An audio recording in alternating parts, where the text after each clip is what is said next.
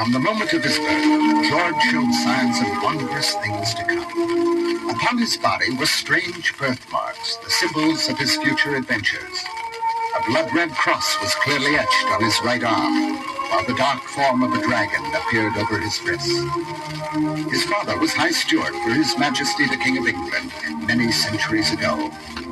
On one particular day, there was rejoicing in the castle, for a son was born at last to their house. Laughter issued over the land as friends and neighbors joined the merriment. Only the dark warning of a strange woman, never seen before in the vicinity, broke the mood of the day. She came upon the assembled guests suddenly, looked at the baby and said, "O Lord and Lady, hear the sight. To you here upon this night St. George was born, the cross to bear into the fray, surpassing all, a dragon slay. But ere he parts to join the fight, he will be gone beyond your sight." As quietly as she had appeared, she again vanished, nor was anyone able to recall her presence in the village before. On the day following, the child's nurse ran from the nursery shouting, "The baby! My lord, my lady! The baby is gone!" Indeed, the baby had disappeared. His room was undisturbed, and there was no sign of other persons having entered the castle or the child's chamber.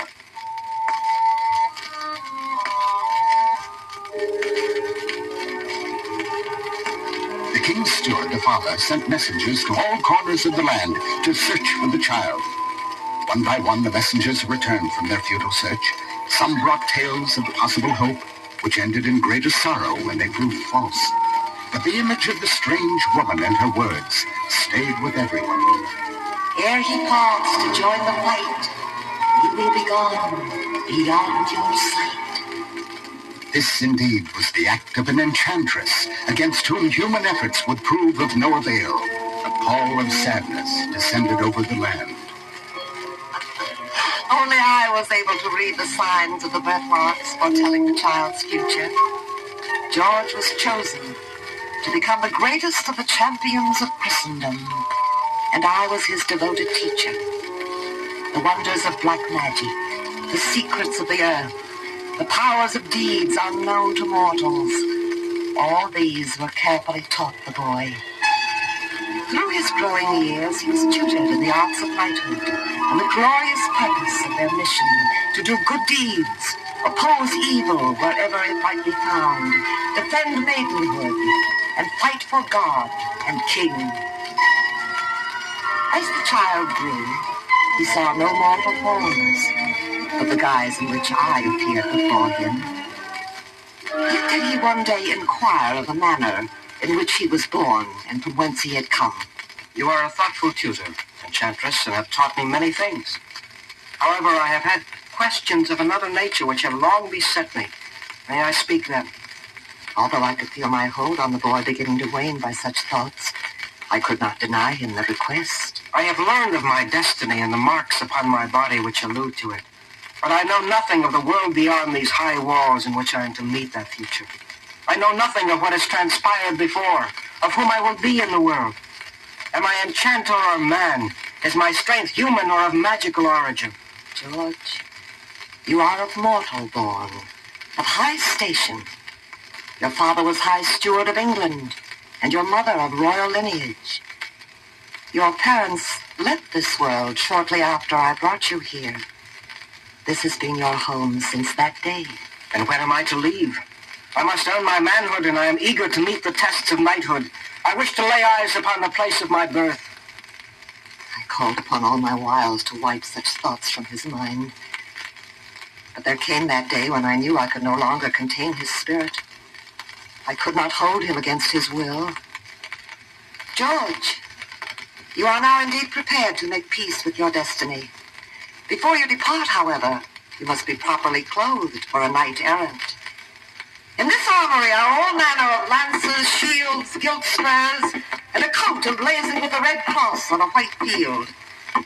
This will be your mark, and by this sign will you hereafter be known. What is that great sword at the end of the hall? That is the sword of St. George. No human strength can meet its challenge. It is named Ascalon. A sword worthy of a true knight. This will be your mighty weapon for the forces of right. Now go forth to make your peace with destiny. The ages will record the deeds of St. George of England. To arms! I go forth in the quest for the right, to battle for the cause of Christendom.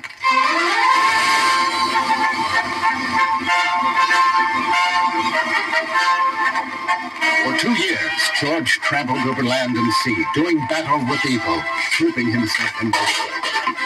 All whom he encountered learned to respect the fiery steel of the sword Ascalon, and the bravery of the young knight who traveled the roads with a bright red cross on his tunic and a glistening sword at his side bore proof of his prediction. Reports of his exploits traveled far before him, and so it came to pass that his travels brought him to a small town in the ancient country called Leda. Wearied from his long ride, he sought shelter that evening in a cottage by the road. Old man, I've asked this night for my horse and myself. We have come afar, and wish only a soft place to lay our heads. Stop your barking. Can't you see it's only a tired night? Forgive the animals, sir. This is no sign of a lacking of hospitality, but rather the only protection available to one too weak to resist death. You may partake in our poor fare to spend this evening resting, but I urge you to leave this unfortunate place on the morrow. I thank you. What is it that you fear, old man? Let me help you remove the armor, and I will tell you of the woes which have befallen us. Our lands were once fertile and rich with grains of many varieties. We were renowned for the vigorous health of our people, and the beauty of our women was known to all.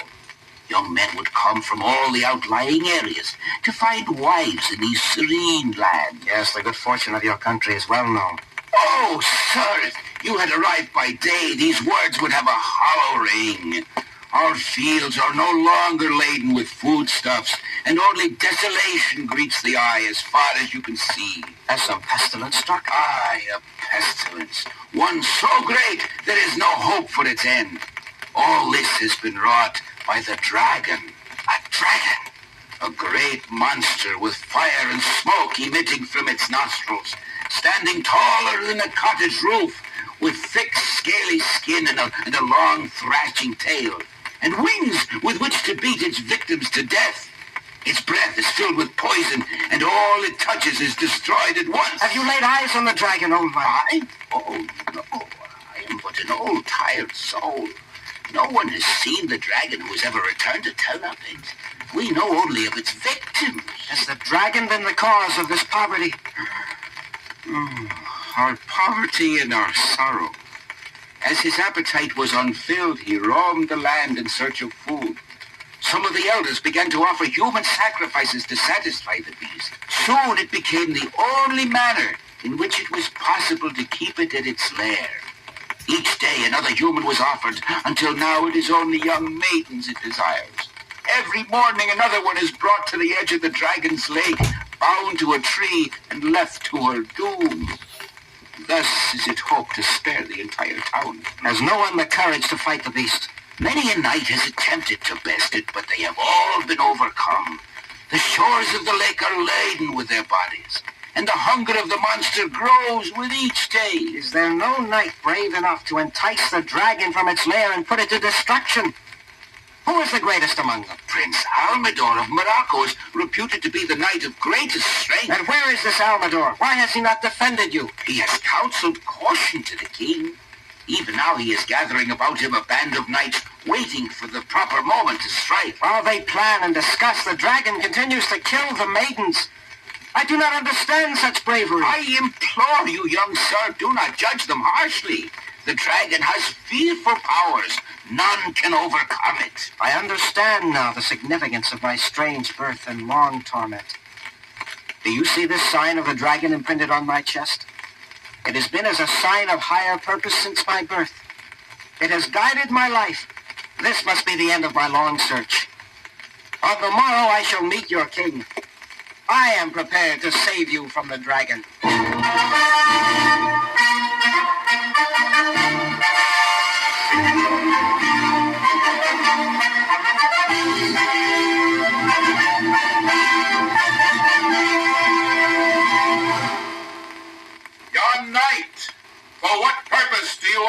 the castle? I come to see the king. What do you wish with the king? I come to rid your land of the dragon which lives in the lake. Lower the drawbridge.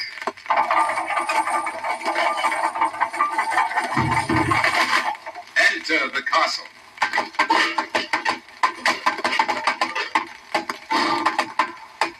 Lead me to his majesty, I pray you. Hold but a moment, young knight. I am Almador, Prince of Morocco. I am advisor to the king. It pleases me greatly to add such a brave knight to our band. I have heard of you, Almador, and your counseling of delay. Move aside. I have no patience for such tactics. Let me but pay my respects to the king, and I will be off to battle. Many before you have spoken in similar haste and anger. Their eagerness died on the shores of the lake, as will yours, I predict. You need not prove your bravery by such foolhardiness. My counsel is sound. We would rather meet the beast on other ground, with sufficient help to assure the victory. Hold to your own thoughts, Almador. I cannot abide by such womanly talk. Almador, I have been told of another knight's arrival. Your Majesty, he has been held for a word of welcome. Come forward, knight. Your Majesty, I cannot longer delay. I seek your blessing before I mount for battle with the oppressive dragon. Brave knight, we welcome you to this troubled kingdom. And it is true that you have also come to fight the dragon. Many other brave ones have departed, but none have returned. A true knight, sire, is not easily set aside by such fears. I shall slay the dragon or give my life in a glorious attempt. Sire, the loss of still another knight in such a futile effort is unnecessary. If he would remain until we have a force of greater strength... Your blessing, sire! That is all I seek, and I will be away. I am sorely grieved this day because my only daughter has been offered to the great appetite of the dragon. In vain did we try to dissuade her, but the thought of other maidens sacrificed each day has saddened her. With her loss, there would be no further hope for my kingdom. There seems no end to our travail. Your Majesty, I swear upon my sword that I shall return with your daughter, and proof that I have slain the dragon.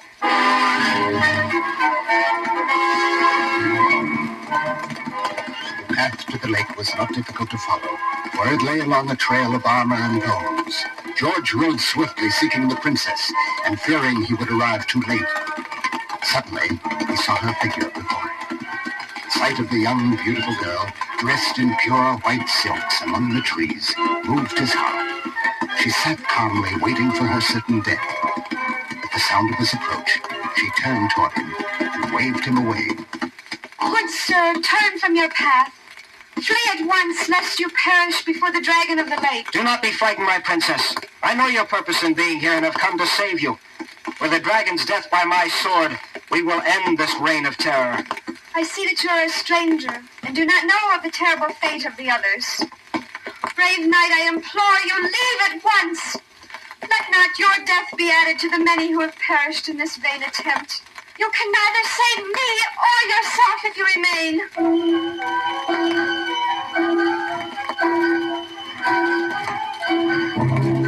Make haste, dear princess. Return to your father's court. The time has come. The beast rises from the lake. I have my duty here. Farewell, knight. My heart's wishes are with you.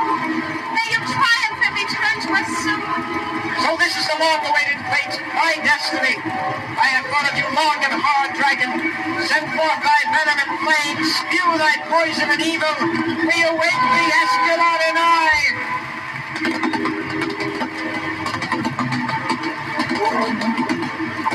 St. George fixed his lance and charged into battle against the fiery dragon.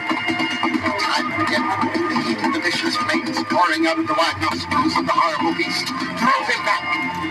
Again, the brave knight spurred his horse into the fray and tried his lance against the tough hide. The lance was shattered, and the horse fell beneath the sword. George stood alone. The dragon towered, rushing taller than the tallest trees, breathing angry fire and crashing his mighty tail wildly. George drew his mighty sword from his scabbard and prayed for strength as the dragon descended upon him. With all his might, George thrust his sword into the giant body.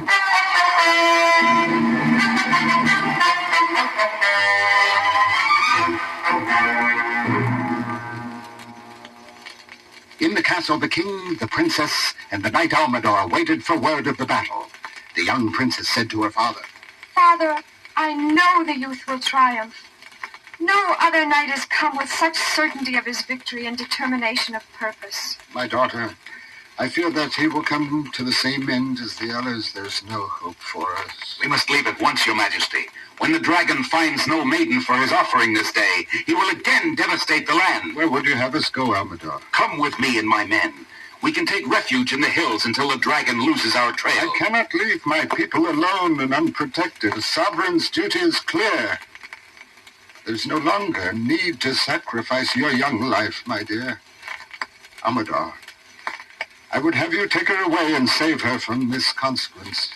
There is no need to flee, Father. The knight is even now engaged in final conflict and must surely succeed. I am certain of his victory. Oh, never have I been so certain before. Be that as it may, daughter, we cannot delay. When the dragon finds his offering gone, his wrath will engulf us.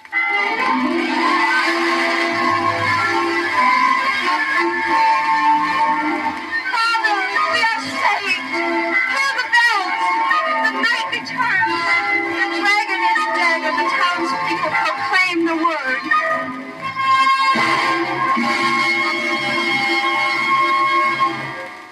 Your Majesty, here is the head of the dragon, as I had promised. Dear knight, I hail your bravery and courage. You have done us an unparalleled favor, dear knight. By what name are you called? I am called George, Your Majesty, of a loyal line of stewards to the King of England. George of England. Let thy name be praised over the land. Come here to my side, for I would speak with you. In what manner can we honor you for the service to our people? I seek no favors, Your Majesty. The act was done in the duty of a true knight-errant. Is there no way in which we can show our gratitude? Your Majesty, you are a gracious and thoughtful sovereign, with the power to perceive the deepest recesses of my soul. There is a favor which you alone can grant. Speak, my son, and the wish is granted if it is within my power to do so.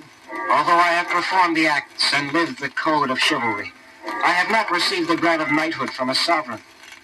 It would please me greatly if you could grant such a wish. This is a small favor to ask from a grateful monarch. Kneel, George of England. With this sword I knight thee in tribute for acts of bravery to the grateful people of Lydda. Rise, Sir George. I thank you, my lord, for the honor of the assignment in your hands. Sir George, one other promise have I made, which it is your option to consider now. When the future of our land looked darkest and the death of the dragon seemed impossible to attain, I offered the hand of my daughter to the knight who would rid us of the oppressive beast. I had near forgotten the pledge in these years, but the king's word stands as a rock. I would be honored to have the princess as my wife. But I do not wish it as a condition of a promise made during the dark hours of the kingdom. If she would have me, I would pledge her my true love and fidelity. My daughter, come here. Have you heard the words of Sir George? I have, Father. Do they have meaning for you, child? Do you consent to the proposal? I do. I would have him for my husband. Stand before me, my children. For in this manner have you plighted your troth.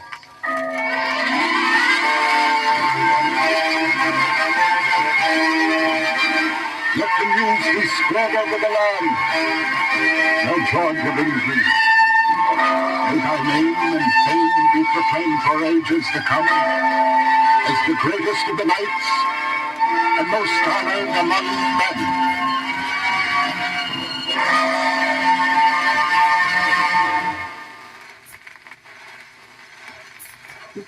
Okay. Regrettably, I don't have a cast list, and the flip side, what you tell, is already on YouTube. Unfortunately, I don't have a cast list.